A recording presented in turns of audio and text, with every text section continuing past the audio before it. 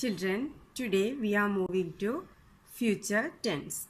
Okay, so we had completed present tense and past tense in our previous classes. So today we move to future tense. Okay, so what is future tense? See here you can see future tense really marks the event which is expected to happen in the future. What is future tense? It generally marks the event which is expected to happen in the future. The events which are going to happen that we mark in future tense. Okay. So just like the other two tenses, here also we have four divisions. Future tense also we have four divisions, which are the simple future tense, future continuous tense, future perfect tense, and future perfect continuous tense. Okay, clear? So these are the four divisions of future tense. Clear? See, future tense we generally marks the event which is expected to happen in the future. The events which are going to happen in the future we mark in future tense. Okay. Now we can move to the first division, that is simple future tense in detail. Okay, ready? Now simple future tense. Okay. See, we use simple future tense to talk about an action or condition that will begin and end in the future. Okay, so I told you that in future tense we mark the events which are going to happen, that will happen in the future, that we mark in future tense. So in simple future tense we use to talk about an action or condition that will begin and end in the future. Okay, an action that will begin and end in the future that we express in simple future tense. Okay, and how we can construct a sentence in simple future tense. See, this is the format to construct a sentence in simple future tense. Subject plus helping verbs like will or shall plus base form of the verb V1 form. Okay, subject plus will or shall plus base form of the verb. Okay, so here we have one condition that with the subject I and we should use the helping verb shall. Okay, with the subject I and we should use the helping verb shall, and with the you, he,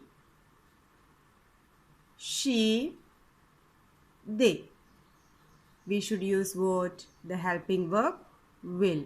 Okay, so this is one condition in simple future tense. With the subject I and we should use the helping verb shall, and with the you, he, she, and they, we should use the helping verb will. Okay, clear? Now let's move to the examples. Say, I shall go to Delhi. I shall go to Delhi tomorrow. Okay, so this is an action which will happen in the future only. It is not happening now. It does not happened before.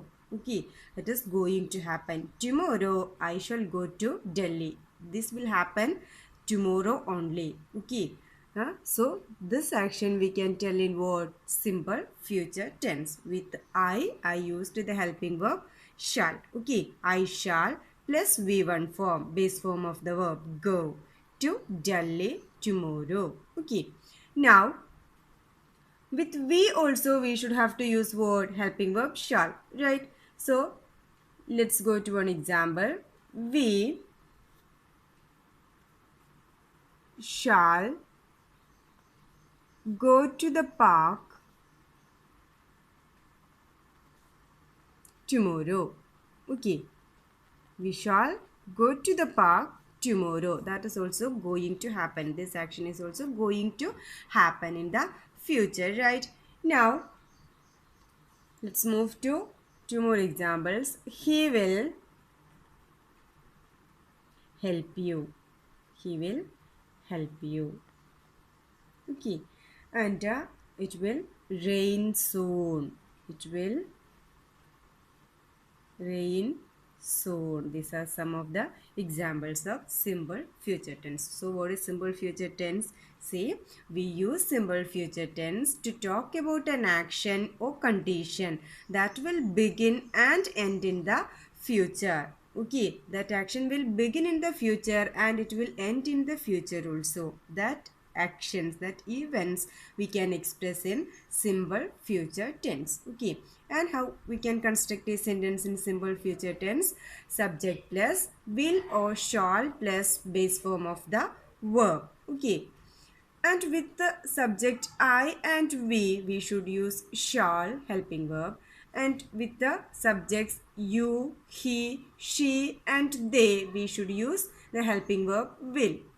Okay, clear? Now, examples. I shall go to Delhi tomorrow. We shall go to park tomorrow. He will help you. It will rain soon. Okay, is it clear? And if you have any doubt, you please contact me. Okay, so this is all about simple future tense.